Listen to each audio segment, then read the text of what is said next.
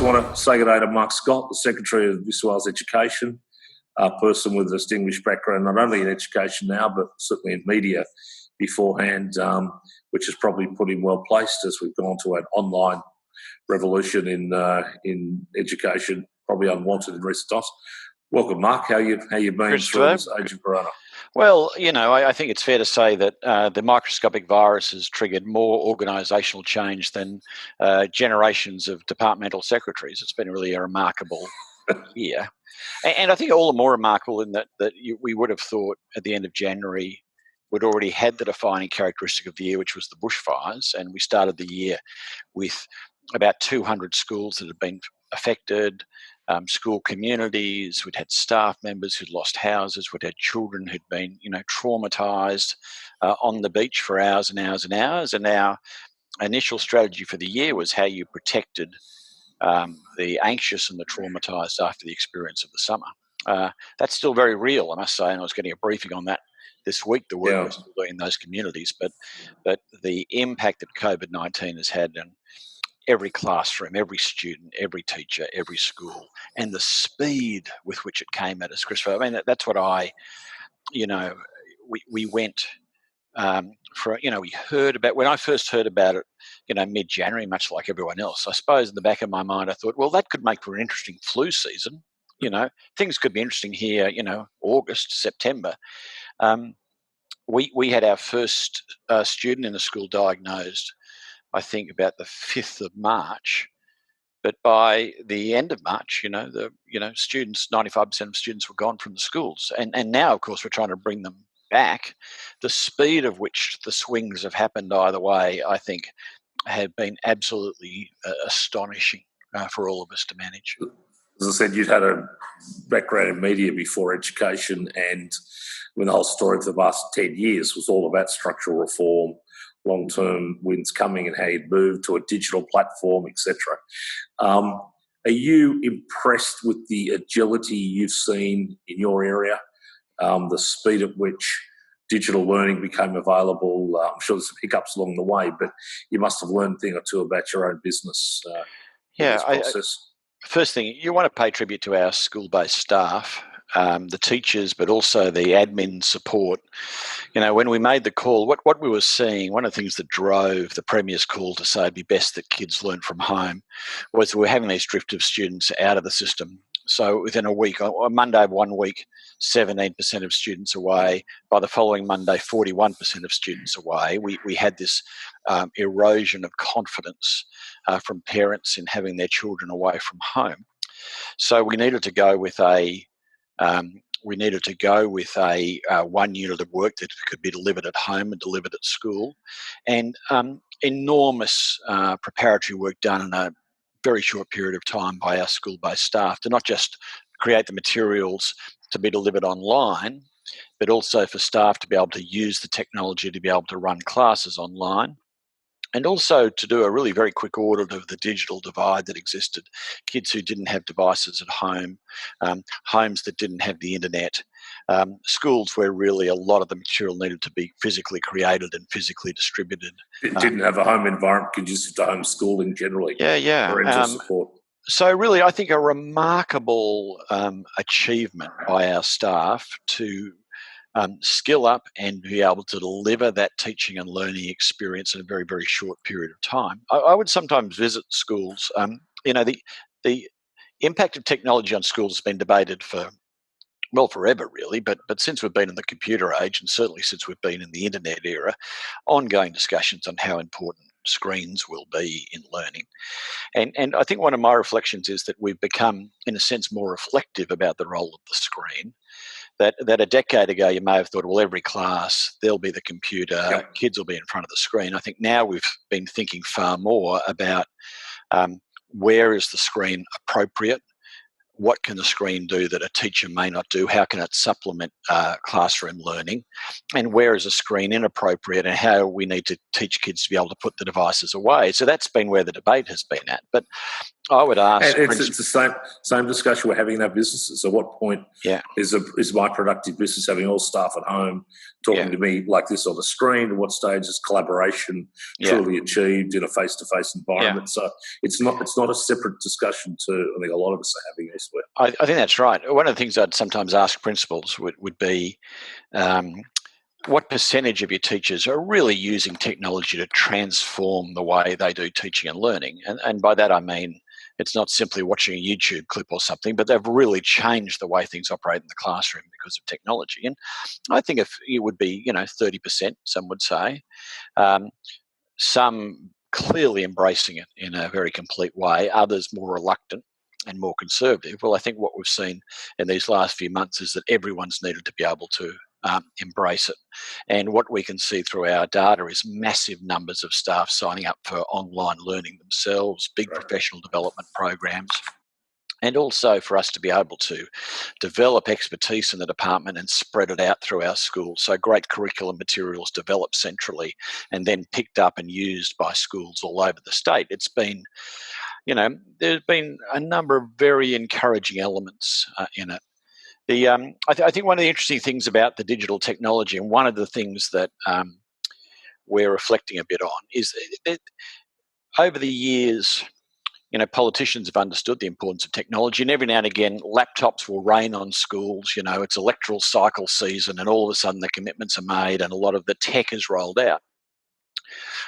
One of the challenges I think we've had is a consistency in the upgrading of technology. So you get a burst, and then a barren season, and then another burst. So it's the consistency.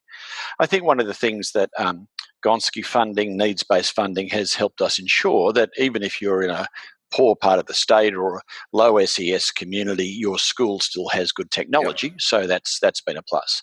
What this has really revealed is the digital divide that happens when kids leave school and go home. Many homes... the classroom can be an equaliser, but home doesn't have the same.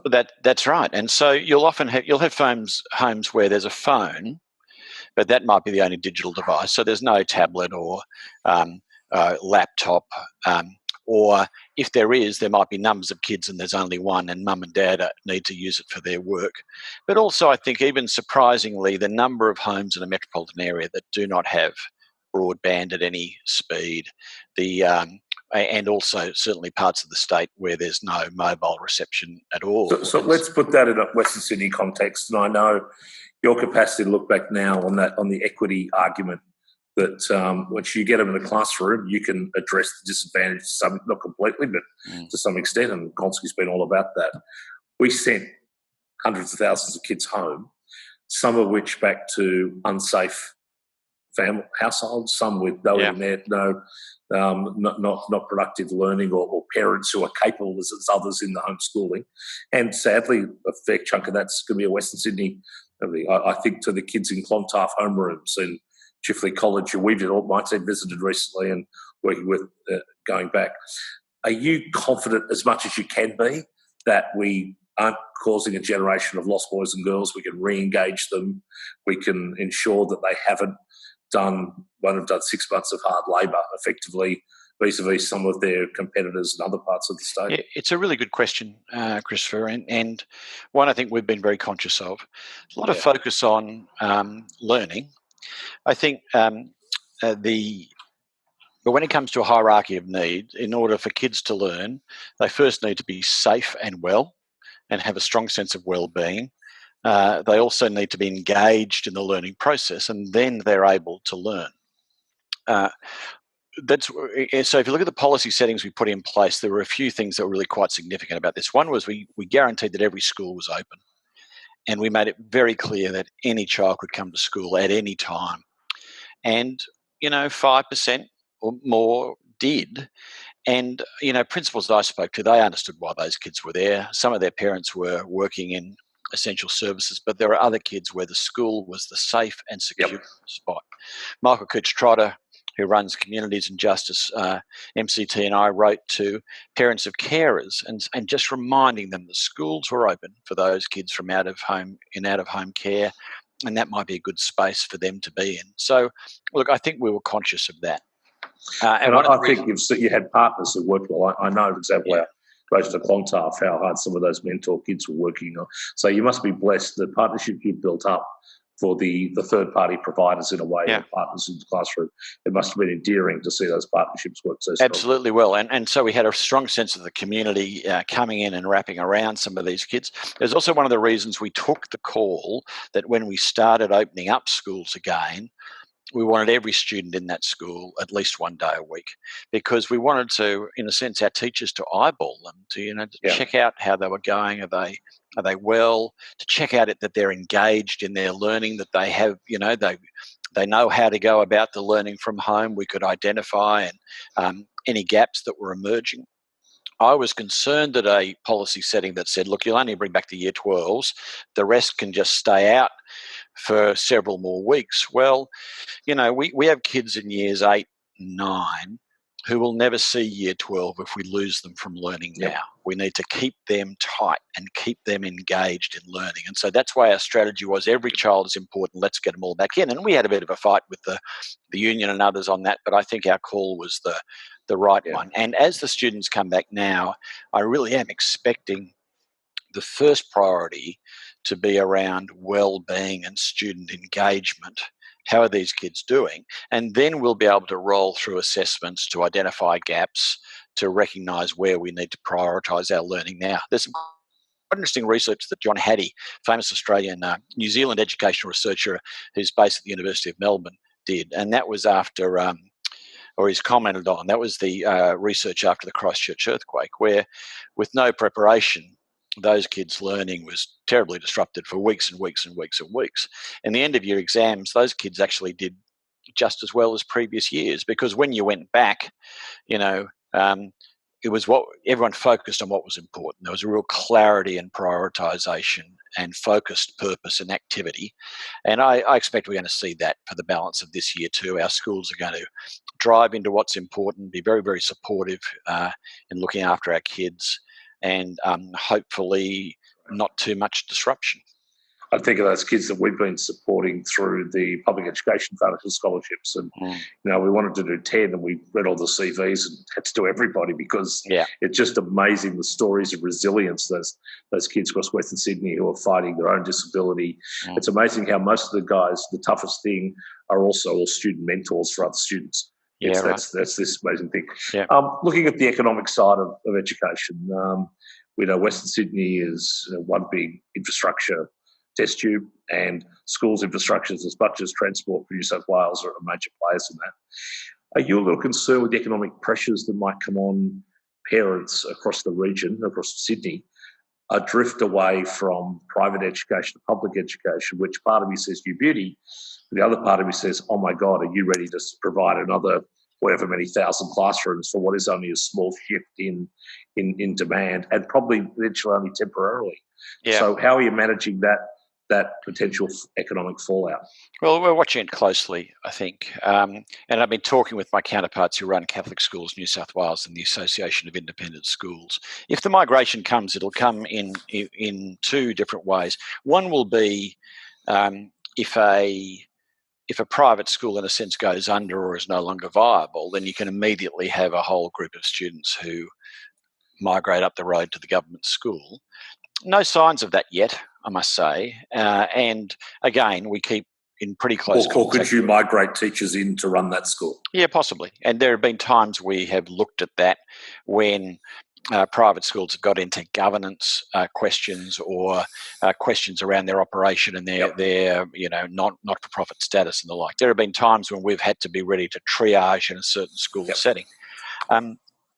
The bigger question, though, that you're alluding to is what happens if you get a movement in market share, and you get a 1% movement in market share.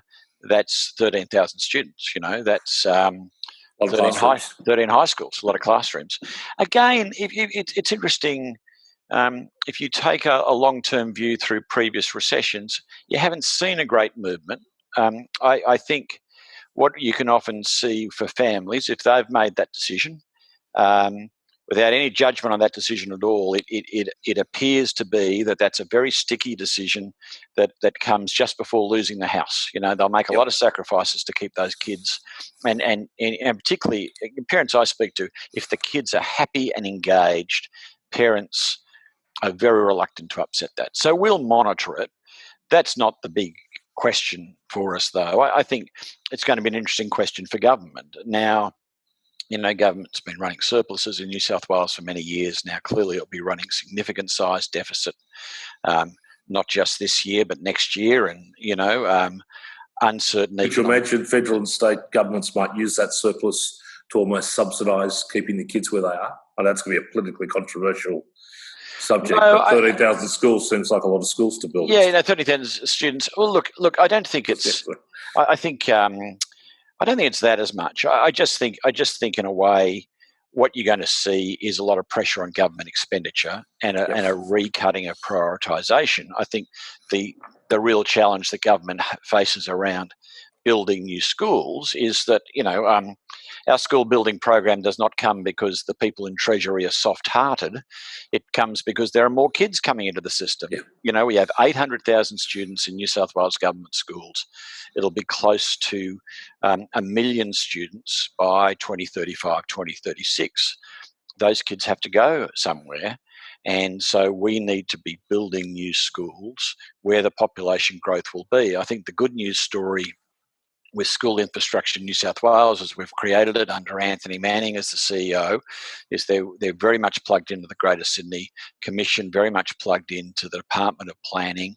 We have clear idea where the growth is going to be, and we have a good opportunity to be building schools in good time for that population growth. And as you know, that was not always the history with the Department of Education. 30 years ago, we were closing schools. We'd be desperate to have them now.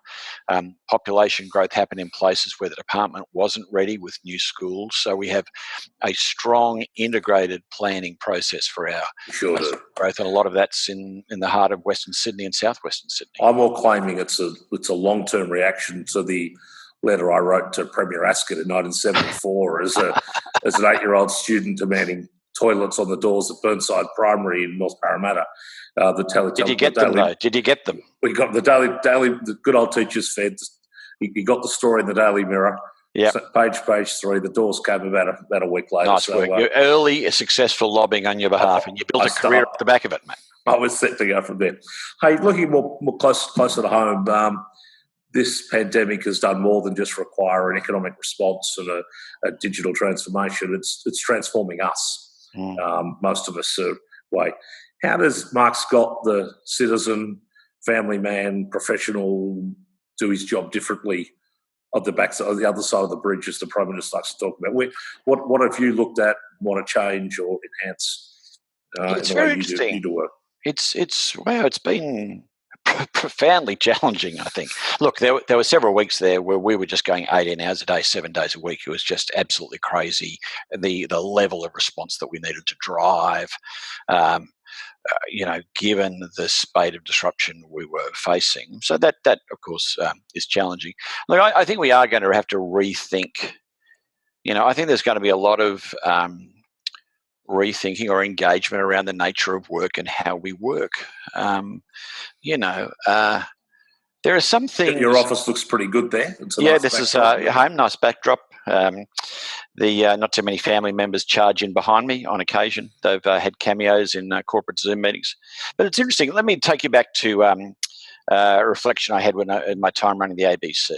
I used to explain to people, just as we were doing things like creating iView and catch-up television was coming into play, that one of the things that future generations would not understand was the television schedule. That if you wanted to be home at 7:30 when Happy Days is coming. And I used to talk about James Dibble reading the news at 7 o'clock. James Dibble read the news at 7 o'clock. And don't get home at 7:10 and expect James to be there waiting for you. You get home at 7 o'clock. He'll read the news at 7 o'clock. And if you miss it, you'll never see it again. It's on you, not on James. Yeah, and so the idea now that we watch what we want on a device we want at a time we want, it's just been a couple of years that's become absolutely second nature to us now. I think we might look at the way we all clambered into our cars or onto buses and trains to all turn up at work at the same time, to work side by side, to leave at the same time, and the way our whole society was committed around not just doing work, but a way of doing work in the same way as kind of somewhat strange. But to take that is the thing that's least, you're absolutely right, but I would say, and many are talking about, the part of our life that has least changed through all of the massive change, even in the past 20 years, forget the first 100 years, is the classroom. It is still, bell goes at 9 o'clock, goes at 3 o'clock, 6 weeks at Christmas. We might have gone 4 semesters rather than 3. But it's probably, is that because kids shouldn't have to have the change, or why is it that it's probably the least changed institution? Yeah, it's a really good look. I think lives? education can be conservative institutions, and in a way, it's just easier to keep doing it as you've always done it, and your bureaucracies can be inflexible, and change agents can sometimes have a difficult life. But I think, we are thinking through even now about starting times and finishing times for schools. One of the things that I'd expect in coming years, a big new focus on vocational education in schools. That one of the really interesting things for gentlemen of our generation, Christopher, when we went through school, 30% of kids stayed on to do year 12. Now it's 80%. But school is fundamentally different. And it wasn't 30% in my school, but even more across the board. Western Sydney was even less, But what's interesting is the first HSC happened in 1967. If the class of 1967 came back and looked at the HSC now, they'd just be startled at how similar that process still is. So I think we're going to see... You and Stephen Forby, who's leading TAFE and has got a mandate for significant change. My son has had to go and do... My 25-year-old son has been taken off the family health insurance, done his own. He spent a week trying to do it, and he said, this has been instructive. Why didn't I learn at school how to apply for a loan, how to set up a business, how to fill out my insurance? And I would add, why aren't we teaching our kids to sustain a marriage breakup or a great relationship? That sense of the very practical, the very emotional, never seemed to find room in the 3 Rs. Yeah, and I think in a way, part of the challenge we've got, I think, still around the HSC, and this goes to HSC reform, is a lot of the HSC is still banked around getting an ATAR, and the ATAR is really designed to help the universities with their selection. And so have we got those final years of schooling right? Have we got those final years of schooling right for the breadth of students who are staying on to do work? I think that is something that we will absolutely be focused on clearly. Peter Shergold's the new chair of NESA, the Education Standards Authority here in New South Wales, one of our most distinguished public servants, Chancellor of the amazing Western Sydney University, and currently writing a report on vocational education in the senior years of school. So I think a lot of these things come together to make us... And about to team up with David Gonski to do the TAFE review. Yeah, so a lot of these things come together to mean that those final years of schooling, I think, are going to get a big focus for us, and I think we can expect to see change. And just like I think a lot of people are saying, well, hang on, do I really need to sit at that desk 5 days a week between 8 and 5 to get my job done? Or does it really matter that I'm getting the work done and it matters less where I am doing it every day? I think some of that thinking might... Which is a real-time discussion in every office in Australia. Yeah, but that may infuse our education an hour ago. Discussing the very, very thing. And I think, you're asking about its effect and impact on me. I think that's one of my questions too, the extent to which being at the office creates work that when you get away from it doesn't seem quite as important. I actually think I've found working at this desk, sitting down at 7:30 in the morning, standing up again at 6:30. I've had really productive days, and not too many days where I've been thinking, well, why did I have that meeting, or what was all that about? You just kind of drive through it, and that's the important thing. And so at the same time, we've done the ultimate work's invaded family. We've taken our office home, yet we've become brutal about the cutoff. I think that's true, and that's what I've found, that when the end of the day, I've actually also watched more television, I've watched Michael Jordan. I watched the thing about the Australian cricket team. I watched, just series that I missed out on because, in a way, at the end of the day, I've spent too long in front of this screen. I'm done, and I'll be back. Hasn't been Tiger King? No, everyone else has watched it, mate. I feel I've got enough of it just from hearing their stories. I thought you were just watching To Sir With Love and Dead Poets Society. No. You got to broaden out. Got to broaden. You get education. Yeah. Well, Mark Scott, thanks very much for your time. We are blessed not only to have the big thinkers in the content part of the education, Western Sydney, as we say, those parts that are disadvantaged. There's plenty that are very advantaged. Those that aren't, education is obviously more important than anywhere else. But importantly, education has now become an economic pillar of the region. Simply the growth and maybe the maintenance programs you mentioned before. It's all good to build something new, but where's the recurrent funding in digital and others? The less sexy maintenance and that constant upgrading that is helping keep the tradies of Western Sydney busy as well. Yeah, it's a big Thanks story. for your time. No worries. Good luck. Take care. Good luck and Godspeed. Go well, Christopher. Thanks, Mark.